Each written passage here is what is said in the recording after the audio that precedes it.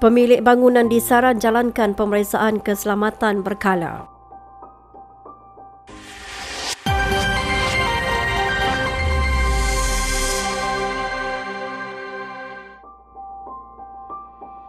Pemilik bangunan disaran melakukan kerja-kerja penyelenggaraan struktur bangunan secara berkala mengikut prosedur operasi standard SOP yang ditetapkan bagi memastikan keselamatan penghuninya terjamin. Pengerusi Jawatan Kuasa Kebajikan Pembangunan Wanita, Keluarga dan Perpaduan Nasional Negeri, Hanafiah Mat berkata, langkah itu perlu bagi mengelak kejadian tidak diingini seperti yang menimpa Muhammad Aryan Defa Danish Muhammad Azizul, 6 tahun, yang maut setelah tergelincir dari tingkat 15 flat Ladang Gemilang 1 Ahad lalu berulang lagi.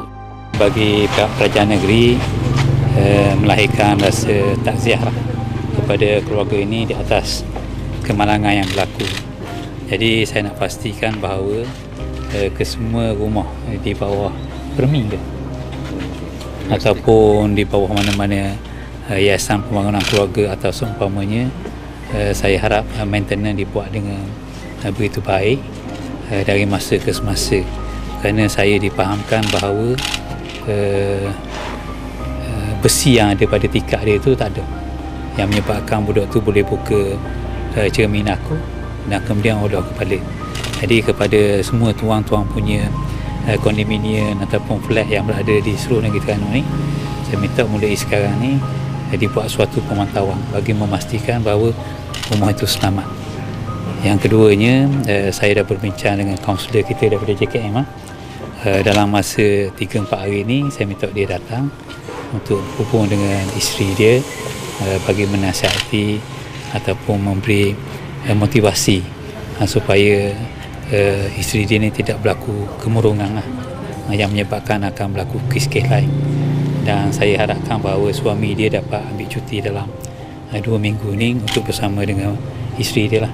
Kerana untuk menghadapi saat-saat yang begini ni memang sangat sukar bagi seorang isteri yang kehilangan anak.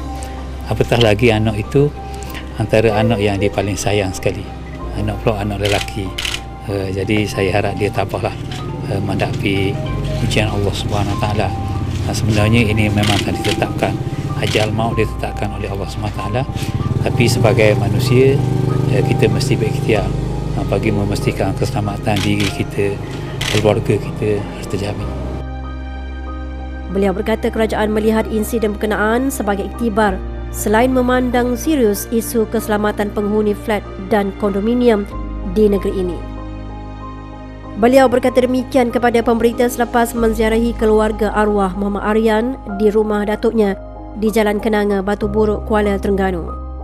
Tambah beliau, kerajaan melihat insiden berkenaan sebagai iktibar selain memandang serius isu keselamatan penghuni flat dan kondominium di negeri ini.